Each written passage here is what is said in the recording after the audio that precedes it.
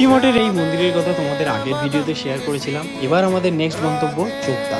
তুঙ্গনাথের পথে যেতে যেতে আমরা এত সুন্দর সিনিক বিউটি দেখেছি যে তোমাদের বলে বোঝাতে পারবো না। নিচেই পেয়ে গেলাম অসম্ভব সুন্দর সুন্দর বরফ, তাই দেখে আমাদের মন একদম আনন্দে উৎফুল্ল হয়ে উঠলো।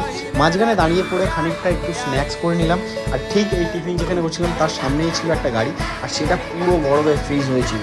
তাহলেই বুঝতে পারলাম যে ওপরে গিয়ে আরও বেশি বরফ পাবো। এরপরে চলে এলাম তুঙ্গনাথের স্টার্টিং পয়েন্টে, যেখানে তোমরা বুট, লাঠি এইসব সব কিছু রেন্টে পেয়ে যাবে। এবার হর হর মহাদেবের নাম নিয়ে আমরা আমাদের ট্রেক শুরু করে দিলাম। আমার পুরো ট্রেকের বেস্ট সঙ্গী ছিল সুব্রতদা। আমার জীবনের ফার্স্ট ট্রেক, তাই শরীরে খানিকটা ক্লান্তি অনুভব হলেও আশেপাশের সিনিক বিউটি দেখে আমার মন এতটাই উৎফুল্ল হয়েছিল যে সেই ক্লান্তি বাইরে প্রকাশ পাচ্ছিল না। কিছু কিছু ছোটো ছোটো মজা এবং সুন্দর সিনিক বিউটি দেখতে দেখতে আমরা চললাম আমাদের গন্তব্যস্থল তুঙ্গনাথের উদ্দেশ্যে। এরপরে কি হলো তা জানতে হলে দেখতে হবে নেক্সট ভিডিও।